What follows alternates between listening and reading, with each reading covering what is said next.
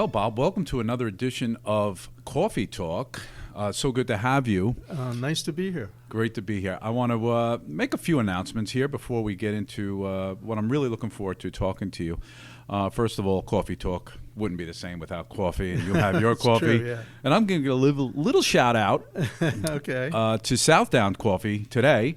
All right. They have entered the town lately, right up there at Brookport Apartments, and they are exemplary. Very good, guys. Just want to give you a shout out. We enjoy it. I particularly take my coffee with oat milk, and that's the way I go. So, kudos to that. Okay. We also want to shout out to Joey Z, which Absolutely. we only found out later. That's how I actually met you, through Joey Z. Yeah, right. Although most recently, Gracie. Yeah. Introduced us and thought we should get together and talk, which that is fantastic. Yeah. But I also want to Gracie's a dear friend. She's a yes. dear friend. What Yeah. what a great person. Joey she Z is. too.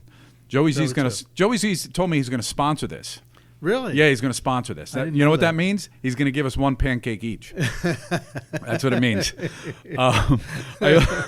This interview will be out before a major event that's coming up, and I do want to mention that we have the Ice Festival coming up, put out by the BID. That's the Port Jefferson Business Improvement District.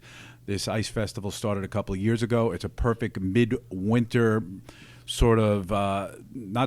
a midwinter event that kind of breaks up the winter. Yes. It's full of professional, It's terrific. professional ice carvings by Rich Daly, and also includes the wonderful mac and cheese crawl. So I'm looking forward to that. For the first time, we are commissioning an ice sculpture Really? here at the Okay. space, at the Good. studios. So it should be great. So shout out, guys. Look for that on the Space at Port Jefferson Facebook page, all that information coming up. All right, that's business. Now to you, Bob. You look great, and I really thank you for joining us. You are It's a pleasure to be here. Yeah. Really. You are the first poet.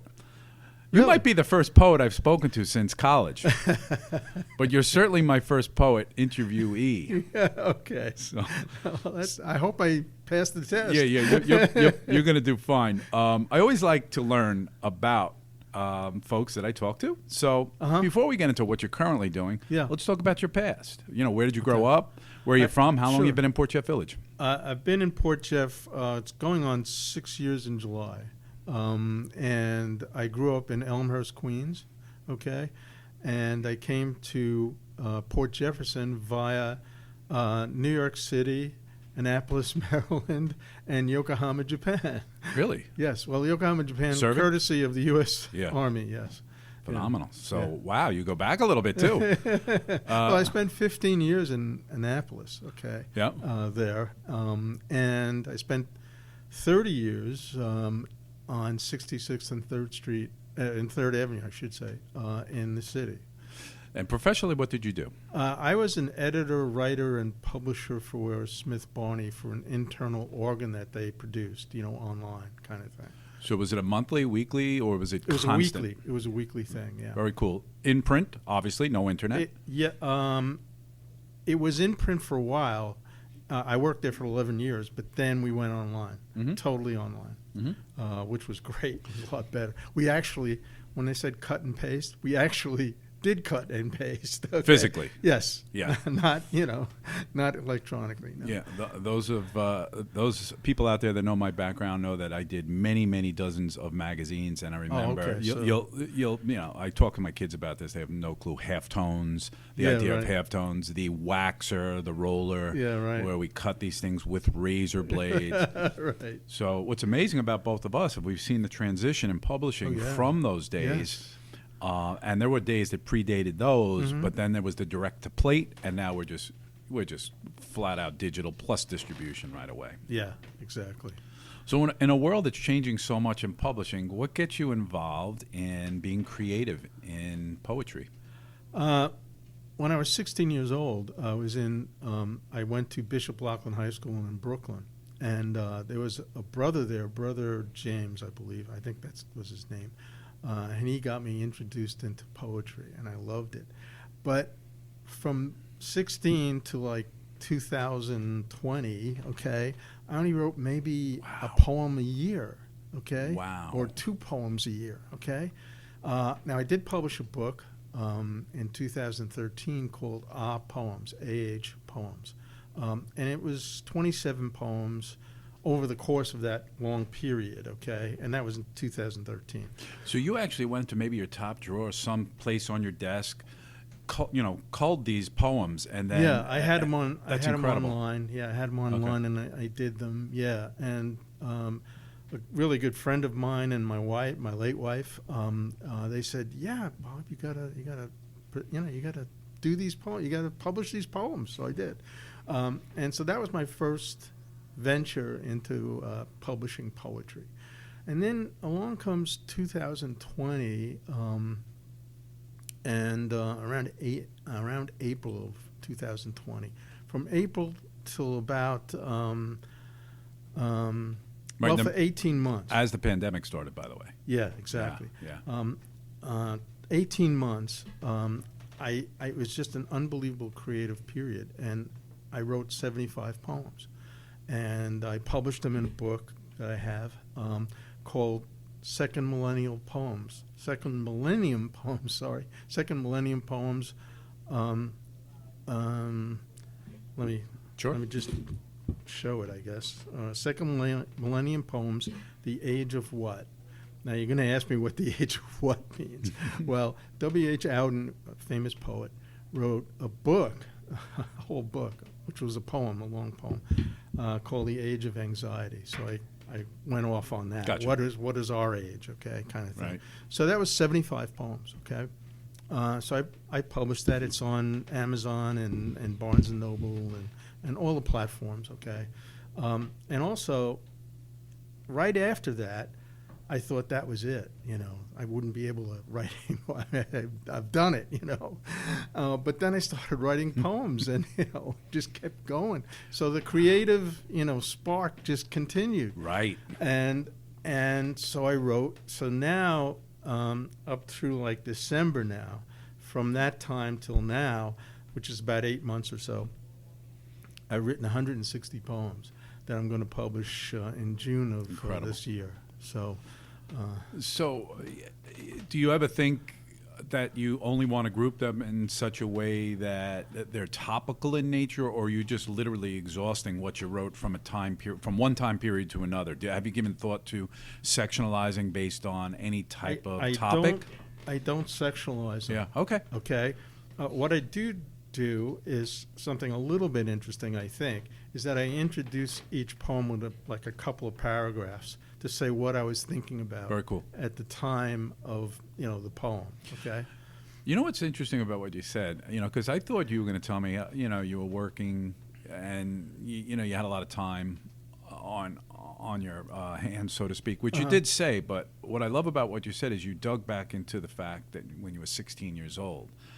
And I find that, those years, 14, 15, 16, can be very creative, and you really are forming your personality, your strengths, your talents. And so you probably never, ever forgot. This is unfinished business for you. Yeah, right? It is.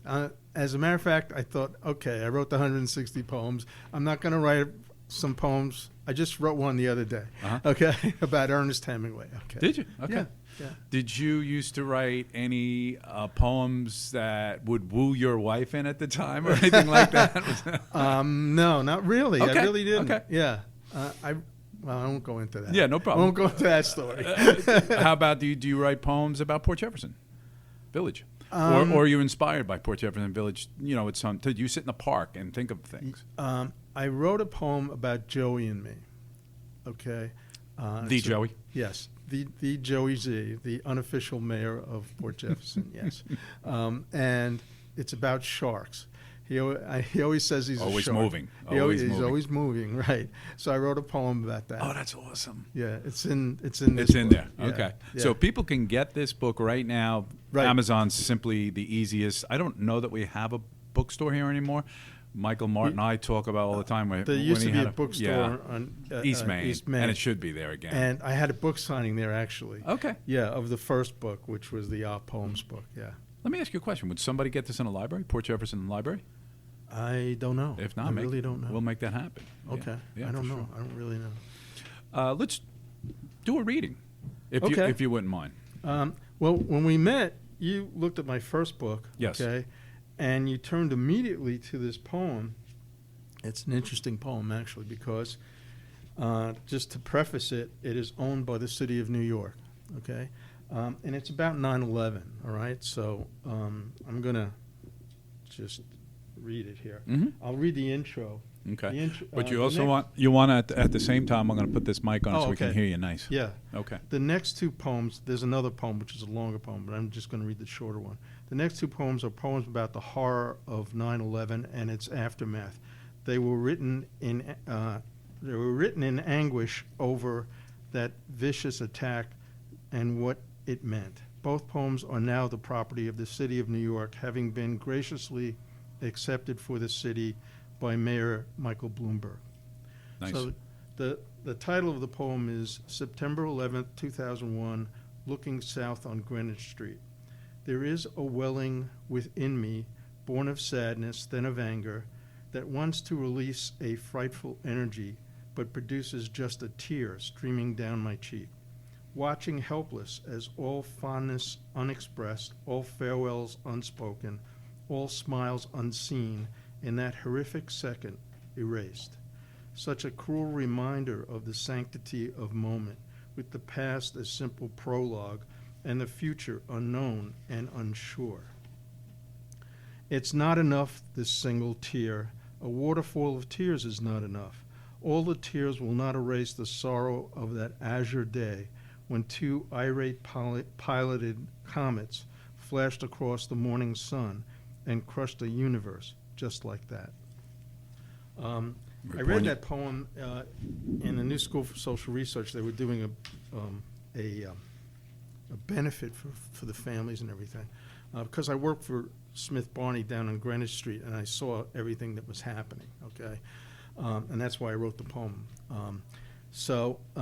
Again, the city of New York has That's that wonderful. poem. I mean, so that's so cool because that lives in history forever. So that's got to feel good. That's got to feel really Yeah, good. It's Thank you, Michael a Bloomberg, for wonderful- recognizing it. yeah. I- The other thing is, Mhm. and let me see if I can. Is that a Kindle? Yes, it is. Look at that.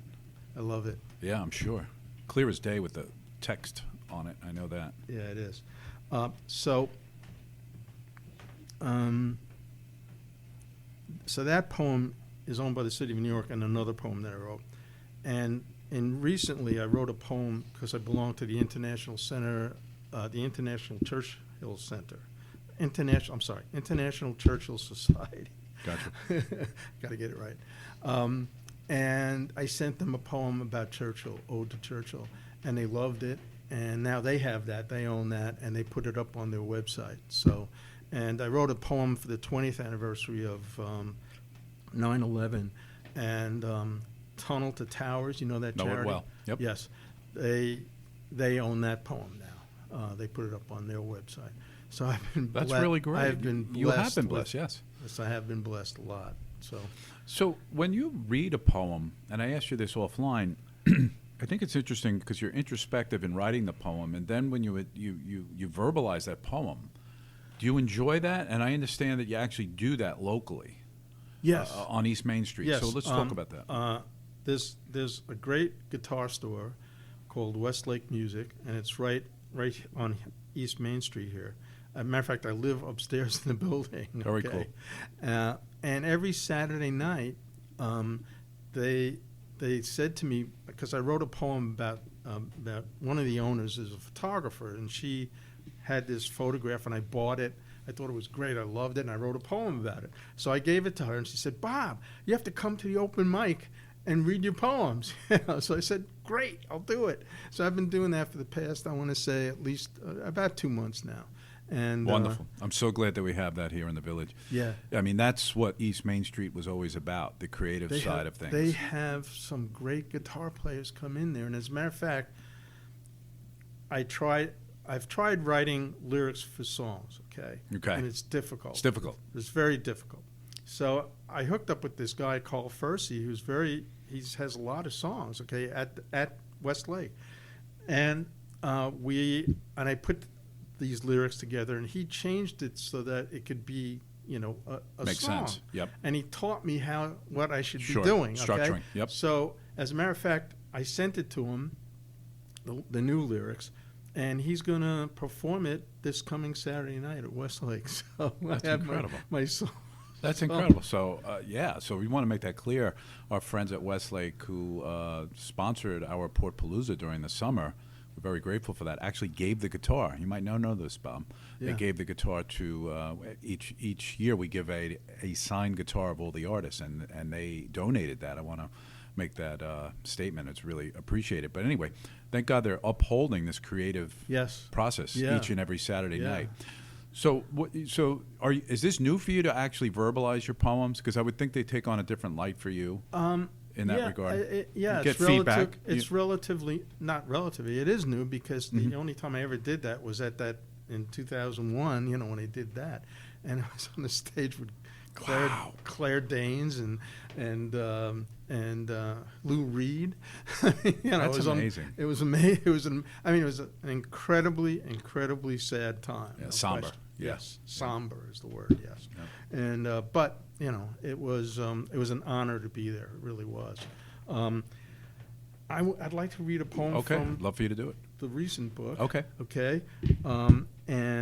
I have a character that I use in some of these poems in this book called Uncle Runt. He's a Texas rancher in Brownwood, Texas, which is, you're going to ask me where that is, right? And that's in the middle of nowhere. Okay. Not Brownsville. Brownwood, Okay. Texas. Yes, Yeah. It's in the middle of nowhere. Okay. Probably has about 20,000 people maybe. Okay. But so whenever I have poems about that, I have Uncle Runt poems. I call them. I call it Some Cowboy Wisdom. Okay, but this poem is about introducing the real person who was an uncle of my first wife, who I loved instantaneously. Okay, so he was a character. He really was. So the intro is called A Beloved Texan. On several trips to Brownwood, Texas, I encountered an uncle who was a lovable character, and the poem's called Uncle Runt.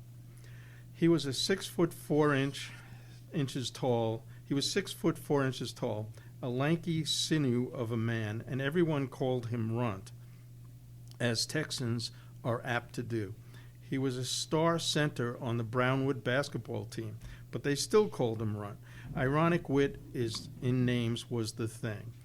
With a weathered Stetson and a regular tie on a white shirt, not a Texas bolo tie, mind you, but a regular Sunday church tie, he went out each day to the ranch.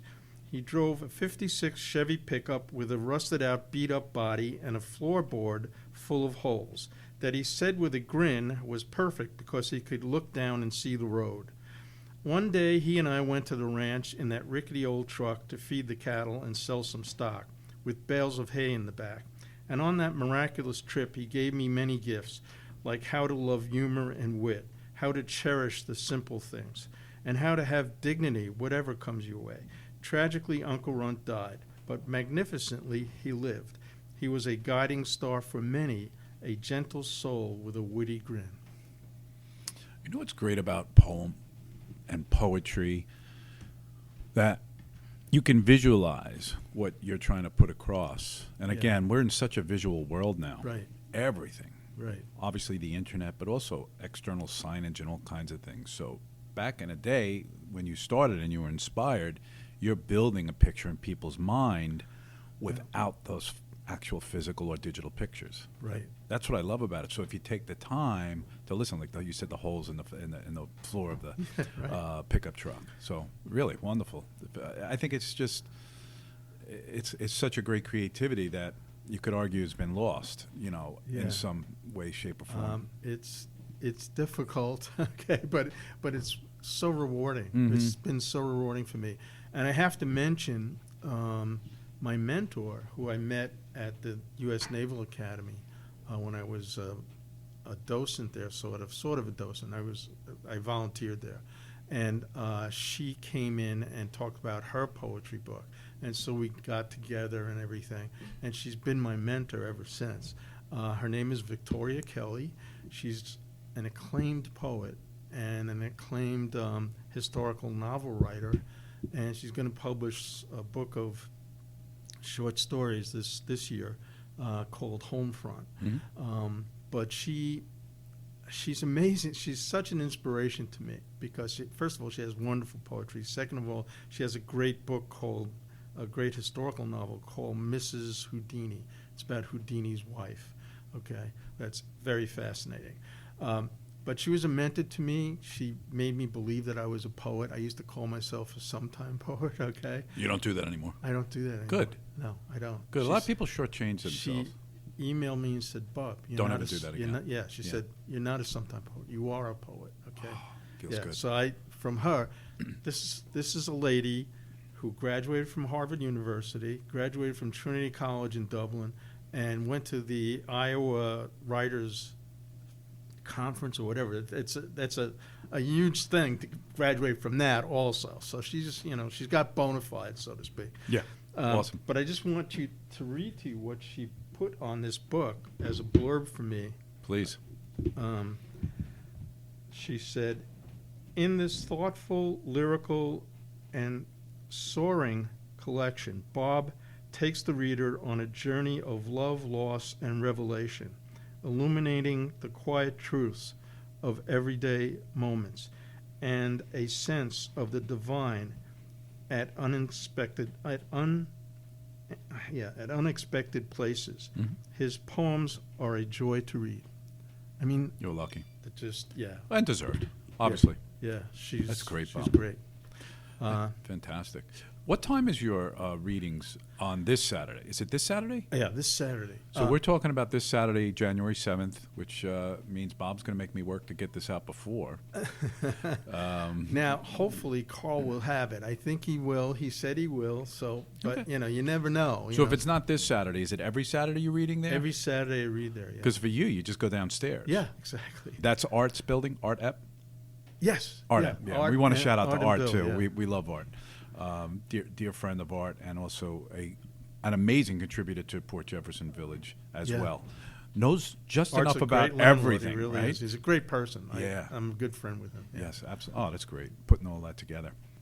So, Bob, anything you want to mention in terms of friends or supporters or folks in Port Jefferson Sure. Village that helped you along your journey here? First of all, I want to thank my dear friend Pat, who I talk to every day, and she has encouraged Pat Motta, and she has encouraged my poetry. She's a dear friend. And then I want to mention my family, who have also encouraged me, especially my wonderful niece, who's been a nurse for over 40 years, or 45 years, I think.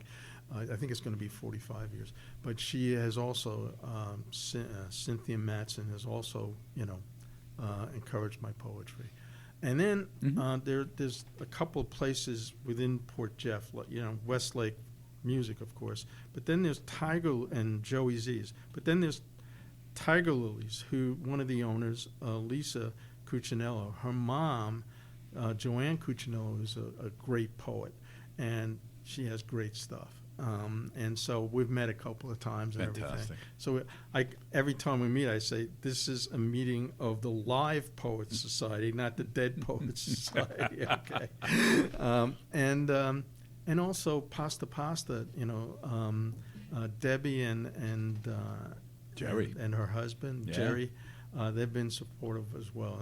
And I must say, with Joey Z's, and also all of the staff and all of those 3 restaurants are phenomenal. We are so fortunate. We're sitting right in the middle of those 3 you just spoke Yeah. about now. It's really incredible.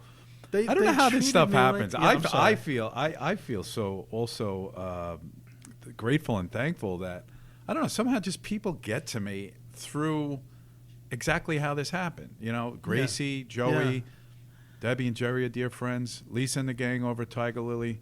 So it's really a good feeling. A word about encouragement, so important. Yeah.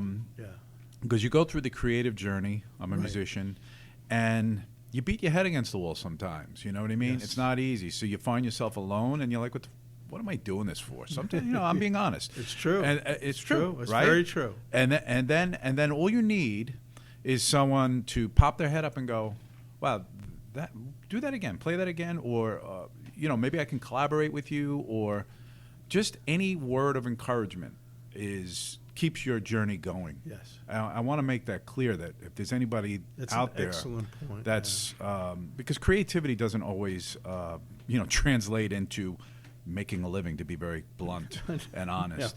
Poets don't make living. Yeah.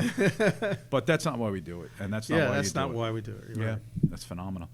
Hey, so this has been great. Thank you for coming on. Thank you very much. I appreciate it. Nice to meet you. Kevin. Nice to meet you. Again, we did meet at Joey Z's. It was one of these. Joey, this is Bob. Yeah, Bob. right. We were across the room. Right. You were enjoying your breakfast. So, Joey, we look forward to having breakfast with you, both myself and Bob, and we'll regale in this interview. Okay. All right. All right. Thanks, Thank you. Kevin.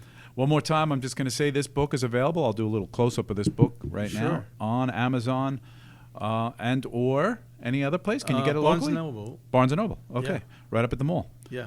Thanks again, Bob. Okay. Thank you, Kevin.